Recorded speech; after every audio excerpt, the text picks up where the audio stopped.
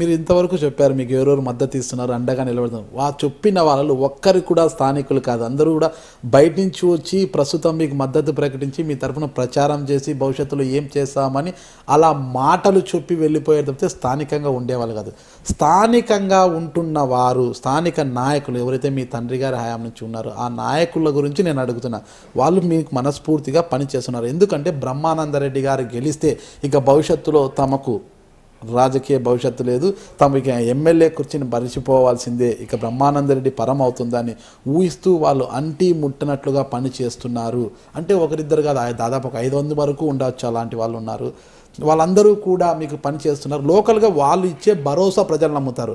ఎక్కడి నుంచో వచ్చిన కాలువ శ్రీనివాసులు గారు, అచ్చెన్నాయుడు గారు, ఇంకోరు కాదు, వస్తారు 4 మాటలు చెప్తారు వెళ్ళిపోతారు. తర్వాత ఆరం భారం మోయాల్సింది అఖిలప్రియ గారితో పాటు ఆ స్థానికంగా ఉంటున్న ఆ నాయకులు.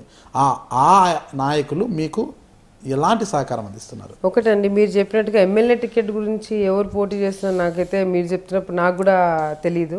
ఎందుకంటే ఈరోజు ఎస్పీఓ రెడ్డి గారు కానీ ఆయన పాపం వీల్ చైర్లో కూర్చొని ప్రచారం చేస్తున్నారు. మరి ఇంకా దానికి మించి ఇంకేముంటుంది. అదేవిధంగా ఏవి సుబ్బారెడ్డి గారు ఆయన అన్ని వార్డ్స్ తిరుగుతున్నారు, ఆయన జోరుగా ప్రచారం చేస్తున్నాడు. ఫరూక్ గారు ఎంత యాక్టివ్ అయినారంటే నేను ప్రతి ఒక్కరికి చెప్తున్నాను, ఫరూక్ అంకుల్కి ఫేస్ వెలిగిపోతుంది, చాలా ఉత్సాహంగా తిరుగుతున్నారు. ఈరోజు ముస్లిమ్స్ అందరూ బయటకు వచ్చి ఫరూక్ గారి ఇంట్లో రోజుకి 2000 మంది ఉంటారు ఆయన ఇంట్లో. సో అంత ఉత్సాహం పెరిగింది ఈరోజు.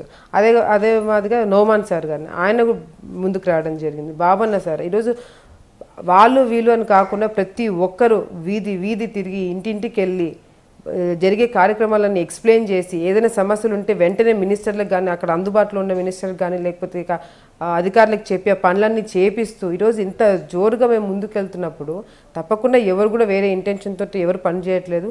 కేవలం తెలుగుదేశం పార్టీ గెలవాలి, భూమా నాగిరెడ్డి గారు ఇచ్చిన కళలు నెరవేర్చాలి, భూమా బ్రహ్మానందరెడ్డి గారు గెలిపించుకోవాలనే ఈ 3 అంశాల మీద అందరూ కూడా ముందుకు వచ్చి నాకు సపోర్ట్ చేయడం జరుగుతుంది. మంత్రిగా మీరు బాధ్యతలు చేపట్టినా మీ మంత్రిత్వ శాఖలో మీరు ఇంకా పట్టు సాధించలేదు. చెప్పాలంటే పూర్తి స్వేచ్ఛ కూడా ఇవ్వట్లేదు మీ మంత్రిగా మీకు అంటున్నారు. ఈ సందర్భంలో నంద్యాల నియోజకవర్గ ప్రజలకు మీరు ఎలాంటి భరోసా ఇవ్వగలరు ఒక మంత్రిగా? నేను మంత్రి అయిన తర్వాత కంపల్సరీగా స్టార్టింగ్లో ఏమైందంటే ఈ పోర్ట్ఫోలియో అనేది ముఖ్యమంత్రి గారి దగ్గర ఉండింది. సో అందులో నుంచి పవర్స్ నాకు రావడానికి ఒక 10-15 డేస్ పట్టింది. కానీ ఎప్పుడైతే నేను మొత్తం రివ్యూ మీటింగ్ 3 సార్లు రివ్యూ మీటింగ్ పెట్టుకున్నాను నేను టూరిజంకి సంబంధించి, తెలుగు భాషకు సంబంధించి, టూరిజం గురించి, కల్చర్కి సంబంధించి 3 సార్లు మీటింగ్ పెట్టుకున్నాను. ప్రతి ఒక్క ఆఫీసర్తో ఇంటరాక్ట్ అయ్యాను.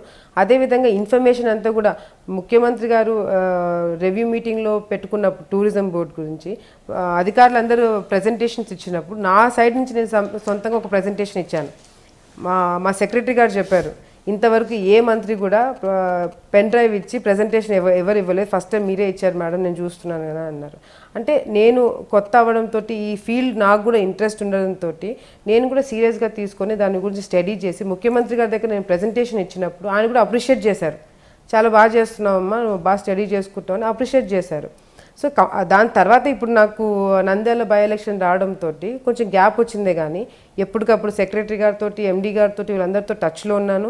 ఏమేమి కార్యక్రమాలు జరుగుతున్నాయో అవన్నీ కూడా నేను నోట్ చేసుకుంటున్నాను. మొన్న వైజాగ్ వెళ్ళినప్పుడు కూడా నేను ఇన్వెస్టర్స్ మీటింగ్ పెట్టాను. అదేవిధంగా హోటల్ మేనేజ్మెంట్ వాళ్ళందరితో మీటింగ్ పెట్టాను. వాళ్ళు చెప్పిన సమస్యలన్నీ నోట్ చేసుకున్నాము. ఇవన్నీ ఎండీ గారికి, సెక్రటరీ గారికి పంపించి ఈ ప్రాబ్లమ్స్ అన్ని తీర్చేయమని చెప్పి కొత్త పాలసీ తీసుకొస్తున్నాము. సెక్రటరీ గారు కొత్తగా వచ్చారు, నేను కొత్తగా వచ్చాము, ఇద్దరం కూర్చొని పాలసీస్ మారుస్తున్నాము. అదేవిధంగా మనకి కావాల్సిన టూరిజం లోగో మారుస్తున్నాం. A to Z ఎక్కడైతే అన్నీ మార్చాలో అవన్నీ కూడా ప్లాన్ చేసి పెట్టుకున్నాం. ఈ బై ఎలక్షన్ అయిపోయిన వెంటనే టూరిజం మీద పడి దాని మీద ఎటువంటి చేంజెస్ చేయాలో అవన్నీ టకటక చేంజ్ చేసేసుకుంటూ పోతాము. For more updates, please subscribe to iDream Media.